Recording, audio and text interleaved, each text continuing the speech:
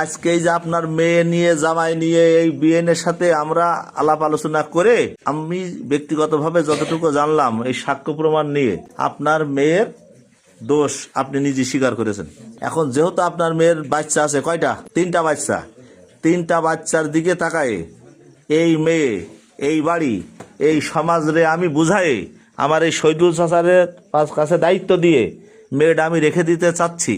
এই মেয়ে যদি এর পরবর্তী আবার কোনো ভুল করে সেক্ষেত্রে আপনারা নিজেরা এসে আপনার গ্রামের মানুষ নিয়ে এসে এখানে সুষ্ঠু সমাধান দিয়ে যাবেন।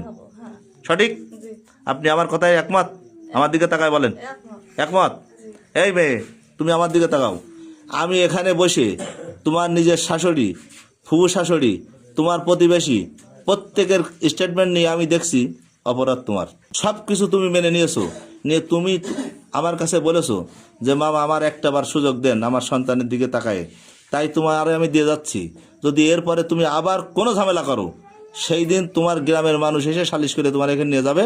সেই সালিশে যে সিদ্ধান্ত দেয় সেটা তোমার মেনে নিতে হবে। সঠিক? হ্যাঁ, তোমার অপরাধ তুমি স্বীকার করো। বিগত দিন তোমার অপরাধ হয়েছে, সামনে আর হবে না তো? তুমি নিজে প্রস্তাব দিয়েছো এই যে তোমার শাশুড়ি, এটা এই শাশুড়ির সাথে তুমি একসাথে খাওয়া, এটা সঠিক? হ্যাঁ, এই জামির তুমি আসে কেন? তোমার মারে নিয়ে, তোমার বউরে নিয়ে, তোমার সন্তান নিয়ে একসাথে খাইতে রাজি? জি রাজি। হ্যাঁ, জি।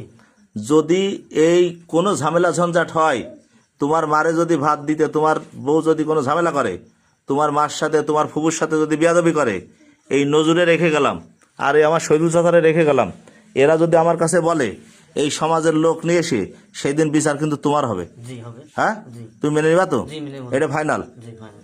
এই আপনারা সবাই মেনে নিলেন আমার এই প্রস্তাব? আচ্ছা, ঠিক আছে মোশারেফ, আছে তো? এই আপনারা যারা বাইরে আছেন মেয়েরা, আপনারা তো মা জাতি, মেনে নিতেই হবে, সন্তান তো আছে, দিন শেষে কিন্তু কষ্টটা আপনাদের হবে। আমার এই প্রস্তাবে আপনারা রাজি তো? হ্যাঁ, আলহামদুলিল্লাহ।